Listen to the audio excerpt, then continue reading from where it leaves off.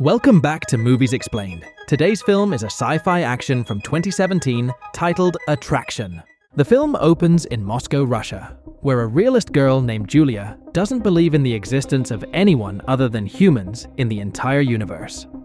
Later that day in school, Julia finds out about the rare meteor shower to occur by the evening, so she returns home by hitching a ride from her boyfriend, Artyom, where her army colonel father, Valentin, puts a curfew on her and forbids her to see the meteor shower in a public gathering. Once Valentin leaves for duty, Julia breaks the sad news to Artyom, who encourages her to sneak out with him now that her father's gone. When Valentin boards the sea vessel to handle his operations, he and his team discover a spacecraft beyond their understanding heading in Moscow's direction due to the meteor shower, which changed its course. They are quick to assume that it's a NATO spy satellite trying to breach their premises, so they send combat pilots to strike a drone attack at it. On the other hand, Julia and Artyom join the public and witness the meteor shower. Julia's friend shows up and takes her to her building's rooftop. When Julia and Artyom start smooching, she gets grossed out and gives her apartment keys to them to continue their business in private.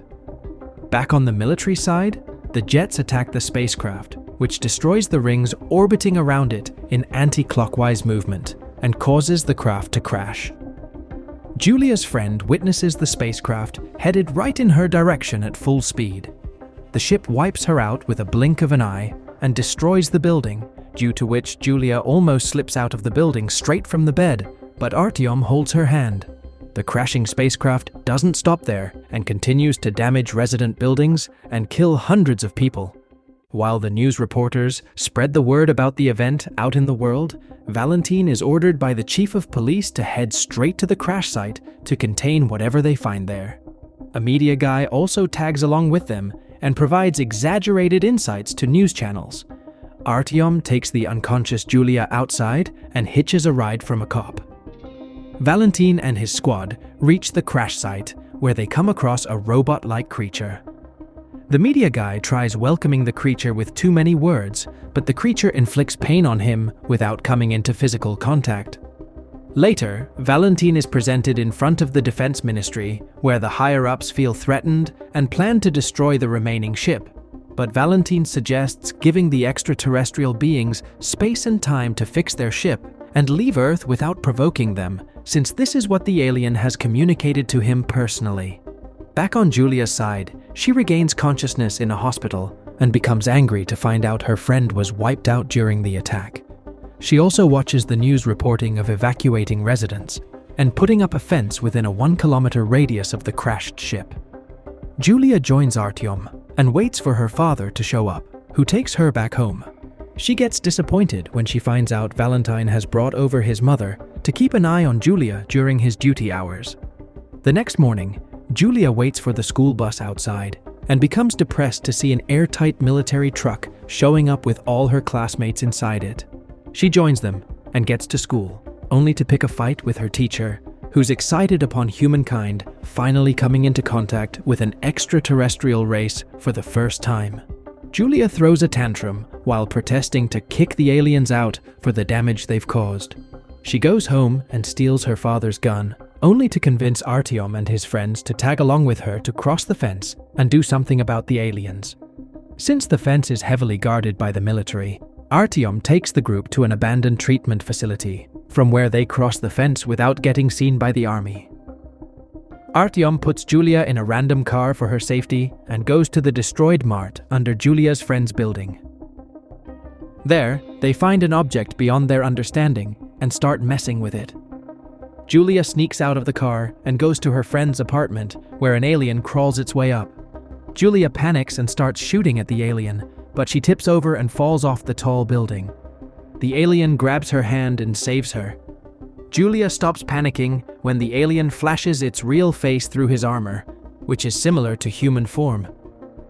Artyom had heard her screams earlier, so he runs upstairs with his bat and swings it in the alien's face, causing him to fall off the building and land straight in the mart. When the friends run to the mart, they only see the armor with the alien's blood on it, whereas Julia spots him covered in dust.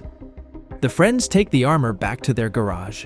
The army shows up just after their departure and confiscates the alien tech that the boys left behind.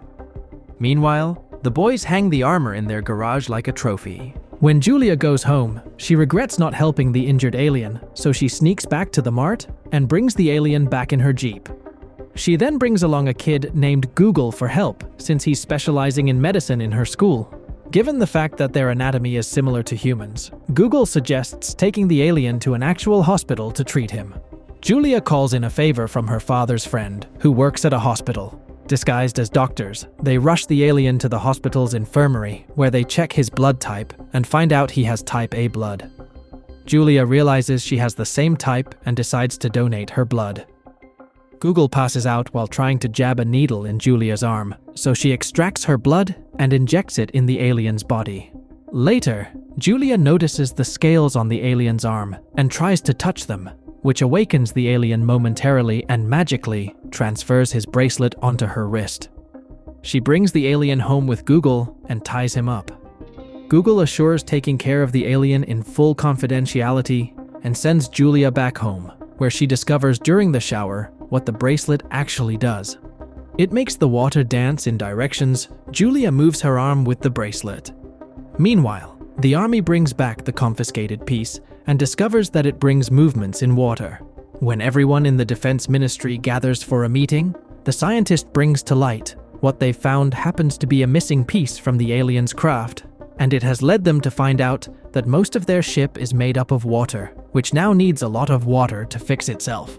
While the others refuse to let the aliens suck their land dry, Valentine suggests arranging water tanks for the aliens to avoid possible conflicts and return their stolen tech. But the vice president refuses to give away the alien tech since it's their only shot at studying the aliens.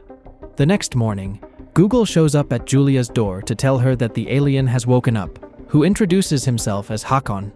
In return, Julia tells him to dress up and leave. Hakon discovers a pot of water and excitedly washes his face with it. Julia kicks him out of her garage during curfew, which results in the cops arresting him. On the other hand, the boys try to cut Hakon's armor, but it's indestructible. One of them puts his arm inside the armor and discovers that he can control it with his body movements. However, things don't turn out to be good for him when the armor tries to sew his arm inside it by jabbing hundreds of microneedles in his arm. His friends help him get the arm out, but he gets injured and warns everyone for not seeing the actual threat the aliens pose to humans. His friends kick him out for acting out. Artyom decides to hand over the armor to the military, so he calls Valentine, but he's too busy with his duties now that the army has enforced martial law. Artyom and his friends personally go to talk to Valentine, but become devastated to see the army depriving people of land and water. When a fight ensues between the angry public and army, Artyom tries to break it off, but instead gets beaten up by the army and taken to Valentine, where Artyom changes his mind and says nonsensical stuff to Valentine, which lands him in the police station. There, Hakon is claimed to be an unidentified person when his fingerprints don't show up on the paper. Soon, Julia comes to bail Hakon, but Artyom sees her and starts cussing at her and Valentine. Hakon watches the confiscated piece on the news on his way out and asks Julia to help get it back since it's their ship's shield, which protects the shilk that runs their ship. Julia takes him to Valentine's base to steal his security pass by pretending to be pregnant. She holds him long enough for Hakon to use that pass to enter the lab in disguise and steal the shield from the shield. The scientists trigger an alarm when they realize they've been compromised, causing Valentine to send the two back home in an army vehicle. On the other hand, Artyom unites with his boys and decides to keep the armor to defend the people from the army. They go to their garage and prepare for a movement.